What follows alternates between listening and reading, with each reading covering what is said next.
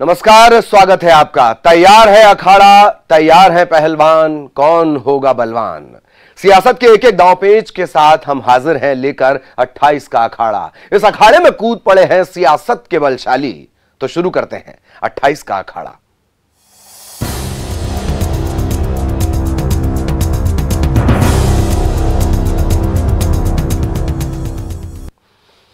उपचुनाव के रण में जनता के सामने सीएम के नतमस्तक होने के बाद अब सांवेर में जल संसाधन मंत्री तुलसी सिलावट ने जनता को दंडवत प्रणाम किया। तुलसी सिलावट ने मंच से कहा कि अब वोट मांगने के लिए कम समय बचा है, इसीलिए यहीं से प्रणाम कर रहा हूं।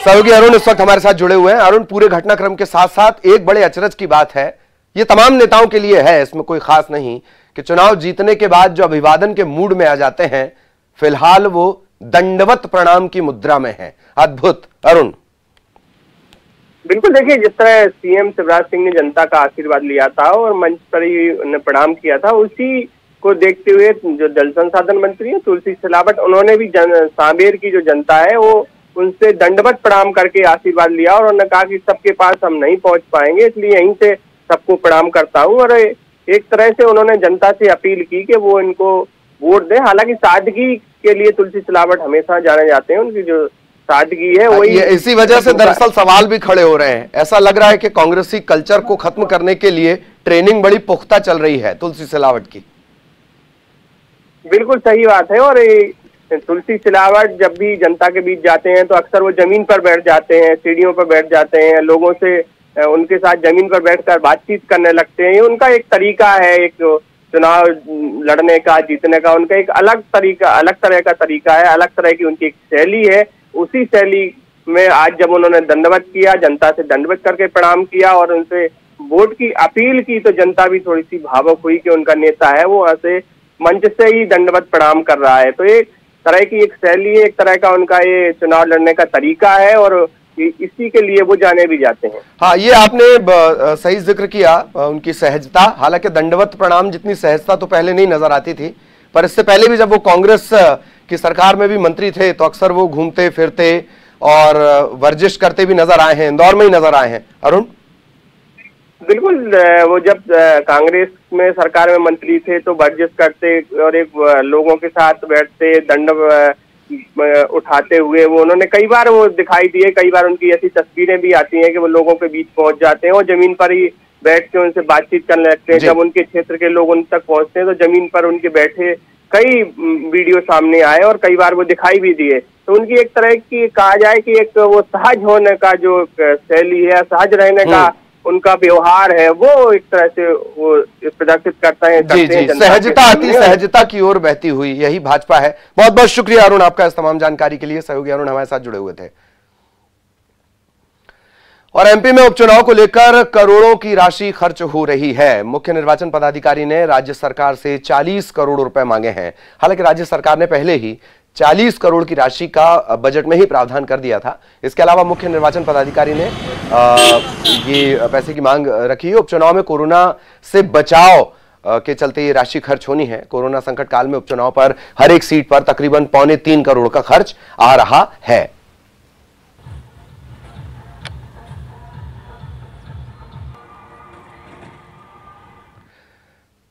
इधर उपचुनाव पर खर्च की राशि 5 गुना बढ़ने पर कांग्रेस ने बीजेपी पर निशाना साधा है। कांग्रेस विधायक कुणाल चौधरी का बयान सामने आया। उनका कहना है कि उपचुनाव के लिए जिम्मेदार दल बदलने वाले नेताओं से इस राशि की भरपाई होना चाहिए। उन्होंने कहा कि जनता पर बेवजह उपचुनाव का बोझ डाला गया है। प्रदेश पे लोकतांत्रिक मूल्यों का कत्ल करने वाले लोगों के कारण जो 5 गुना चुनाव का खर्च बना है, जिन्होंने अपने मत को बेचा, जनता को मत को बेचा, आज उसकी कीमत फिर वापस जनता को भरनी पड़ रही है। ये खुद तो 35 से 50 करोड़ लेके अपने घर भरने का काम कर लिया, पर जनता की गाड़ी कमाई से 5 गुना खर्च फिर उपचुनाव हो रहा है। मेरा आग्रह है जनता से कि इनको सबक सिखाया ताकि आगे आने वाली पुश्तें याद रखें कि बिकाऊ लाल मिलावट रामों के साथ क्या होता है और कहीं ना कहीं लोकतांत्रिक मूल्यों का कत्ल करने वालों के साथ क्या होता है, और क्यों ना ये चुनाव का खर्च इन बिकाऊ लाल मिलावट रामों से भरा जाए ताकि उसकी भरपाई करी जाए, क्योंकि इनने कमाया बहुत है। जो खर्चा लगे वो भारतीय जनता पार्टी के प्रत्याशियों के द्वारा लिया जाना चाहिए। कांग्रेस के ही सदस्य और विधायक 25 ने अपने पदों से त्याग पत्र दिया। संवैधानिक अधिकार और लोकतांत्रिक अधिकारों का इस्तेमाल किया।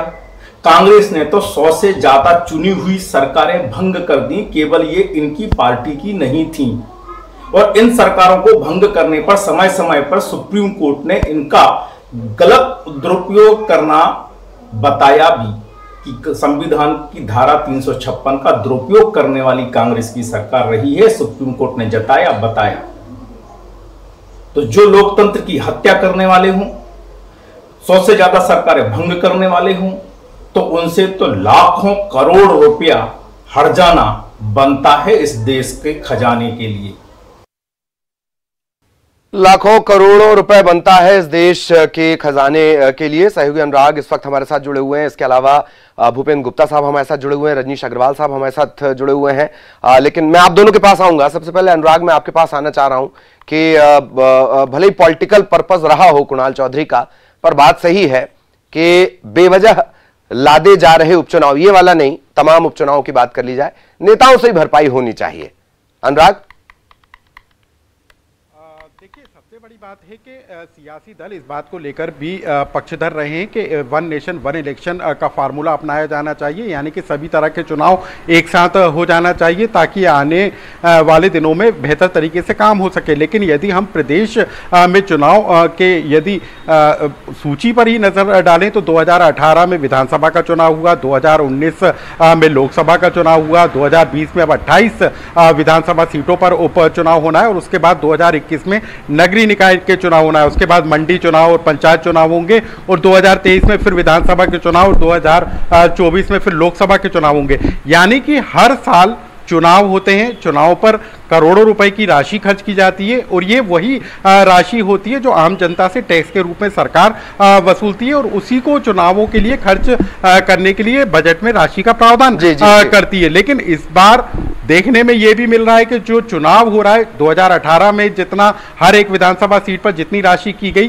खर्च की गई, उससे ज्यादा राशि इस बार उपचुनाव वाली सीटों पर खर्च की जा रही है, क्योंकि अतिरिक्त तरह के इंतजाम करना है। चुनाव आयोग ने उपचुनाव को लेकर जो गाइडलाइन जारी की है उसका पालन कराना है, सोशल डिस्टेंसिंग का पालन कराना है, जो परिवहन के जरिए कर्मचारी और जो सुरक्षा का जो अमला तैनात होगा उसके लिए बसों का इंतजाम। जाहिर तौर पर ये 5 गुना खर्च बढ़ने वाली बात। अनुराग, आप हमारे साथ बने रहिएगा, आप भी अपना सवाल ले सकते हैं। भूपेंद्र गुप्ता साहब हमारे साथ बने हुए हैं, रजनीश अग्रवाल साहब हैं। भूपेंद्र गुप्ता साहब, सबसे पहले मैं आपके पास आना चाह रहा हूं।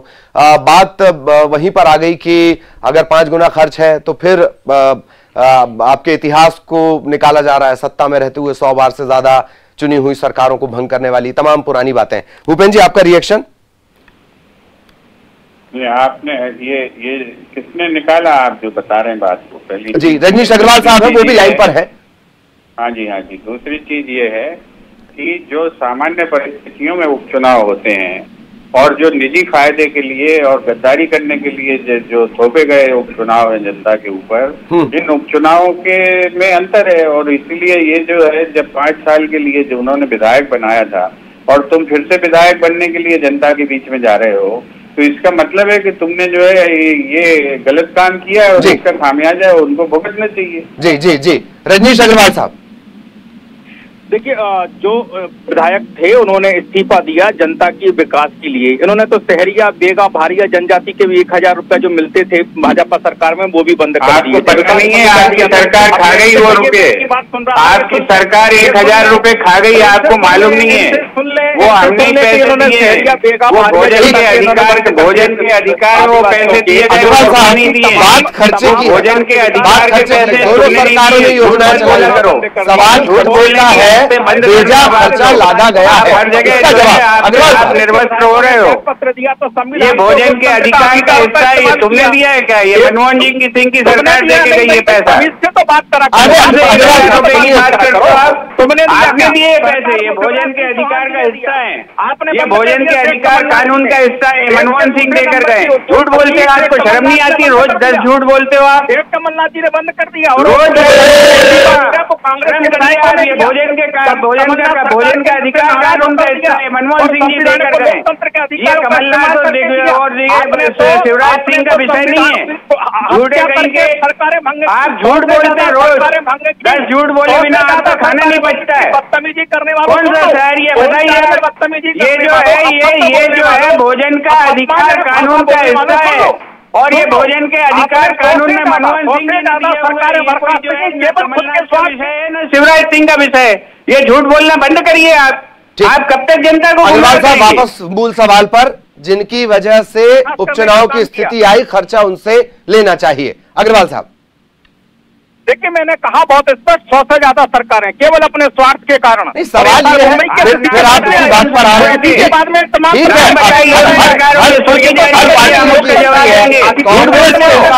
रोज आयाराम दयाराम करते थे, हरियाणा में रोज सरकारी मनोवर्जी चलेगी क्या? बताइए कौन सी सरकार गिराई?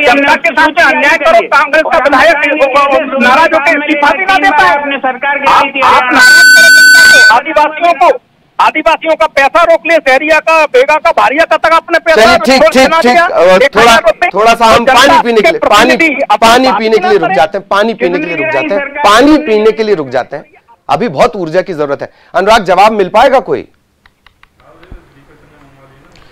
देखिए, राजनीतिक दलों से जवाब किस तरीके से मिल पाएगा, लेकिन सवाल इसी बात को लेकर उठता है कि बार बार के चुनाव से कहीं ना कहीं विकास कार्य प्रभावित हो जाते हैं, क्योंकि जब चुनाव आचार संहिता लग जाती है तो उन इलाकों में विकास कार्य रुक जाते हैं। एक बड़ी राशि तो जरूर चुनाव में खर्च होती है, लेकिन एक लंबा समय जो विकास कार्यों के लिए रुक जाता है, उसको लेकर भी सवाल उठते हैं। और इसी को लेकर कई बार कई तरह की संस्थाएं भी अपनी तरीके से सुझाव दे चुकी हैं कि 1 नेशन 1 इलेक्शन होना चाहिए, क्योंकि जो बार बार इलेक्शन कराने की नौबत आती है उसके कारण करोड़ों रुपए की राशि को बर्बाद किया जाता है। और एक बड़ा अमला, चाहे वो सरकारी सेवा का हो या फिर सुरक्षा की व्यवस्था को संभालने के लिए हो, एक बड़ा अमला इन चुनाव को संपन्न कराने के लिए लगाया जाता है, जो कहीं ना कहीं समय और उस मेन पावर का मिसयूज के तौर पर देखा जाता है। लेकिन चुनाव कराना लोकतंत्र की व्यवस्था के लिए जरूरी है, और ये भी जरूरी है, लेकिन इसके लिए किस तरह की व्यवस्थाओं के बार बार चुनाव की नौबत ना आए। जी, जो तमाम पुराने कानून है उनके भी पेचोखम निकाल लिए गए, उनके भी तोड़ निकाल लिए गए। अग्रवाल साहब, आपके पास मैं आ रहा हूं। सवाल वही जिसका जवाब आप या देना नहीं चाह रहे हैं या शायद उस सवाल से बचने की कोशिश कर रहे हैं, खर्चा उनसे क्यों नहीं? और कांग्रेस के इतिहास को छोड़कर अगर आपके पास कोई जवाब हो तो प्लीज। छोड़ दें इतिहास, आप क्यों छोड़वा रहे इतिहास? 100 से ज्यादा चुनी हुई सरकारें भंग कर दी अपने स्वार्थ के कारण। क्या कांग्रेस से तय होता है कि बीजेपी क्या करेगी? बीजेपी का अस्तित्व क्या कांग्रेस का इतिहास तय कर रहा है? क्या वही किया जाएगा जो कांग्रेस ने किया है? ललित जी, संविधान से तय होता है, लोकतंत्र में दिए गए कानूनों से तय होता है। इस देश में न्यायपूर्वक शासन होगा, व्यवस्था होगी, अधिकारों का इस्तेमाल होगा कि तेरी मेरी मर्जी से होगा। और 1 नेशन 1 इलेक्शन, हम तैयार हैं, हम तैयार हैं, मोदी जी भी तैयार हैं। 1 नेशन 1 इलेक्शन, बहुत अच्छी बात आपने याद दिलाई है। गुप्ता साहब प्लीज, 1 नेशन 1 इलेक्शन, उसमें क्या दिक्कत? जवाब दीजिए इनका। झूठ बोलने लगते यहाँ बैठ के, 4 झूठ नहीं। ठीक है, 1 नेशन 1 इलेक्शन पर जवाब दीजिए ना इनका। किसने गिराई थी पीपी सिंह की सरकार? कांग्रेस पार्टी की गिराने के लिए। किसने गिराई थी पीपी सिंह की सरकार? किसने गिराई मायावती की सरकार? किसने गिराई कर्नाटक की सरकार? जवाब तो ज्यादा सरकारें आपने गिराई। जवाब दो, आपने गिराई है किसी और ने गिराई है? रजनीश जी जवाब दीजिए। भूपेंद्र जी प्लीज, परिवार ने की। हम इतिहास पर हम चर्चा करते रहेंगे। चलिए, मुरैना से बड़ी खबर मिल रही है, मुरैना से बड़ी खबर मिल रही है। रजनीश जी प्लीज, भूपेंद्र जी प्लीज। मैं बड़ी दिलचस्प बात अपने दर्शकों को बताता हूं। अनुराग, आपका बहुत बहुत शुक्रिया, बहुत दिलचस्प बात। मेरे शो डायरेक्टर हैं रंजीत, उन्होंने मुझे बताया कि ऑडियो की मशीन तक गर्म हो जा रही है। हमारे नेताओं के पास वो जवाब नहीं है जो होने चाहिए। चलिए मुरैना चलेंगे, बड़ी खबर मिल रही है। भाजपा को बड़ा झटका लगा है। अंबाह से पूर्व विधायक हैं बंशीलाल जाटव, वो सपा में शामिल हो गए हैं। लखनऊ कार्यालय में उन्होंने सपा समाजवादी पार्टी की सदस्यता ली है। अंबाह विधानसभा से वो सपा के प्रत्याशी होंगे। भाजपा से वो 2 बार के विधायक रहे हैं। भाजपा के मतों का बंटवारा होगा। अंबाह में कांग्रेस से जो बागी विधायक हैं कमलेश जाटव, उन्हें भाजपा ने अपना प्रत्याशी बनाया है। इससे नाराज होकर ये फैसला लिया गया कमलेश जाटव भाजपा की तरफ से, और जो वंशीलाल जाटव हैं वो सपा में शामिल हो गए हैं।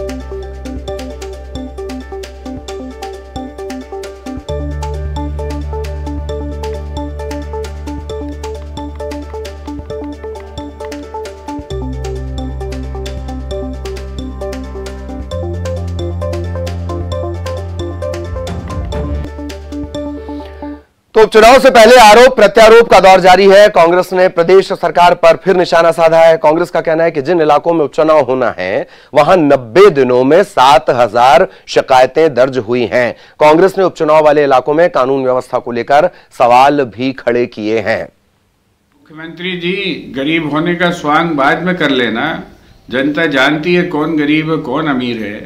पहले ये देखिए कि मध्य प्रदेश में 90 दिन के अंदर पुलिस के खिलाफ 7000 शिकायतें दर्ज हुई हैं। ये मध्य प्रदेश में कानून व्यवस्था की स्थिति है। नकली जहरीली शराब पीने से 7 लोग मर गए हैं। जगह जगह जो है भ्रष्टाचार के में आपके जो प्रशासन के लोग पकड़े जा रहे हैं, बाबुओं के घर से करोड़ों रुपया मिल रहे हैं। ये पता लग रहा है इस सरकार में। और अशोकनगर में मंच पर मर्यादा भूलना पड़ा नेताजी को भारी। सीएम शिवराज को जिस तरीके से कहा गया, भूखा शब्द का इस्तेमाल भी किया गया। किसान कांग्रेस के प्रदेश अध्यक्ष दिनेश गुर्जर, उन पर मामला दर्ज कर लिया गया है। राजपुर में कमलनाथ की सभा के दौरान उन्होंने सीएम शिवराज साहब के लिए शब्दों का इस्तेमाल किया था। निर्वाचन की धारा 171G, 188, आईपीसी की धारा 505 खंड 2 के तहत कचनार थाने में मामला दर्ज कर लिया गया। चूंकि वो दिनेश गुर्जर हैं, वो जुड़े हुए हैं कांग्रेस से, लिहाजा जो सरकारी मशीनरी उसकी सक्रियता भी देखते बनी है। दूसरे नंबर के उद्योगपति हैं शिवराज सिंह चौहान की तरह नंगे भूखे घर के नहीं, कमलनाथ जी हिंदुस्तान। तो हमने वो बयान भी आपको याद दिलवा दिया। इसी बयान के चलते ये मामला दर्ज हुआ है। इंदौर से विधायक रमेश मेंदोला पर सांवेर पुलिस ने मामला दर्ज किया है। मेंदोला पर नामांकन से पहले सभा का आयोजन करने का आरोप है। 100 से ज्यादा लोगों की सभा कराने की इजाजत दी गई थी, लेकिन सभा में 3000 से ज्यादा लोग इकट्ठे हो गए। इस पर पुलिस ने शर्तों का उल्लंघन करने का मामला बनाया है।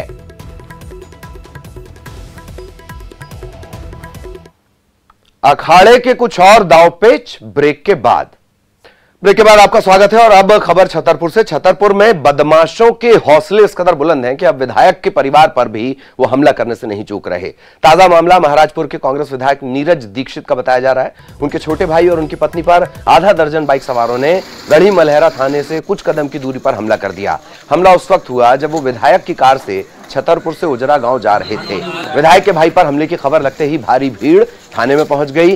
विधायक का आरोप है कि गाली गलौज करते हुए भाई को जान से मारने का प्रयास किया गया, पथराव भी किया गया, लेकिन जब विधायक का भाई कार से बाहर निकला तो हमलावर भाग गए। विधायक की माने तो हमलावर उनको मारने आए थे और कुछ महीने पहले भी उनके पास एक धमकी भरी चिट्ठी भेजी गई थी। पुराने थाने के आगे मोड़ पे उसकी गाड़ी पे 3-4 मोटरसाइकिल वाले आते हैं और पत्थर फेंकते हैं और उस पर हमला करते हैं। और जब वो ड्राइवर तेज स्पीड से गाड़ी बढ़ा देता है तो सब भाग जाते हैं। वो आके वो सीधा थाने में खड़ी करता है। ये घटनाक्रम आपके ऊपर हमला करने की साजिश तो नहीं थी? हो सकता है, क्योंकि वो गाड़ी तो मैं यूज करता था इस क्षेत्र में, जब भी कभी घर आता था अकेले खुद चला के। महाराजपुर विधायक श्री नीरज दीक्षित के छोटे भाई अपने परिवार के साथ लौट रहे थे, तो जैसा उनके द्वारा FIR में लिख कराया गया है, 3 लोग थे जिन्होंने गाड़ी पे हमला किया और उनके FIR के अनुसार उनके हाथ में कट्टे भी थे। उस आधार पे हमने FIR दर्ज कर ली है और इसको काफ़ी मुस्तैदी से हम लोग जांच करवा रहे हैं। उम्मीद है रात में ही हम लोग आरोपियों को राउंड अप करेंगे। सर, विधायक का कहना है कि इसके पहले कोई चिट्ठी आई थी जिसमें धमकी मिली थी, पैसे की मांग भी की गई थी, उसको लेकर भी 8 माह हो चुके लेकिन कोई पुलिस ने कार्रवाई नहीं की। क्या बात है? ये 4-5 महीने पुराना मैटर है जो कि कोतवाली थाने में इसकी FIR भी दर्ज हुई थी और इसमें वर्तमान में जांच की जा रही है उस चिट्ठी की। इधर मुरैना के दुमनी विधानसभा से कांग्रेस के प्रत्याशी रविंद्र सिंह तोमर के भाई के साथ थाने ले जाकर मारपीट करने का आरोप लगा है। सिहोनिया थाना प्रभारी जितेंद्र शर्मा पर कांग्रेस प्रत्याशी के भाई भूपेंद्र सिंह तोमर पर थाने में ले जाकर मारपीट करने के आरोप लगे हैं। इसके बाद रविंद्र तोमर के समर्थकों ने सिहोनिया थाने का घेराव किया। हालात काबू में करने के लिए थाने को छावनी में तब्दील करना पड़ा। बाद में जनता की भीड़ देखकर पुलिस ने थाना प्रभारी जितेंद्र शर्मा के नाम उसी थाने में एफआईआर कर दी। कांग्रेस प्रत्याशी ने इसे राजनीतिक षड्यंत्र बताया है।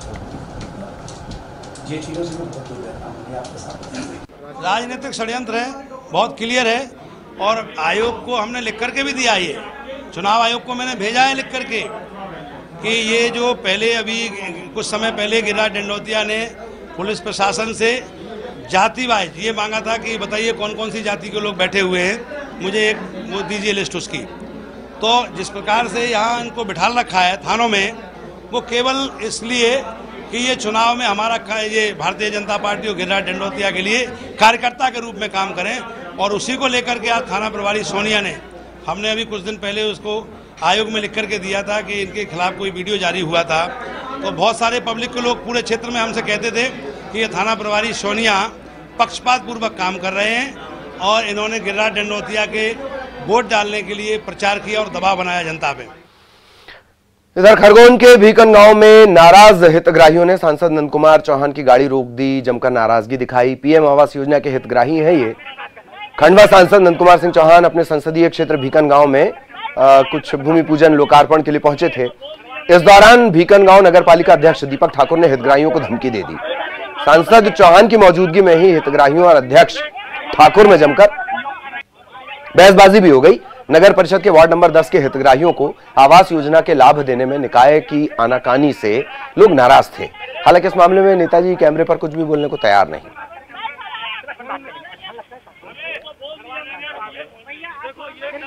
उपचुनाव के संग्राम में नेताओं के बेटे भी मैदान में प्रचार के लिए पहुंच सकते हैं, ये कहा जा रहा है। मुंगावली में आयोजित होने वाले युवा सम्मेलन में कार्तिकेय महाआर्यमन, ज्योतिरादित्य सिंधिया के बेटे हैं महाआर्यमन, और कार्तिकेय तो खैर लंबे अरसे से सक्रिय हैं, महाआर्यमन भी आजकल सक्रिय हो रहे हैं। कार्तिकेय सीएम शिवराज के बेटे हैं और महाआर्यमन ज्योतिरादित्य सिंधिया के बेटे हैं।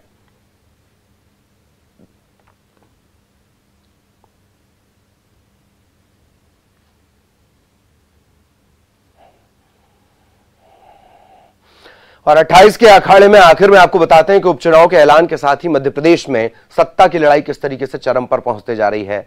आरोप प्रत्यारोप भी लग रहे हैं। अंबाह का सियासी गणित भी चलते चलते समझ लीजिए।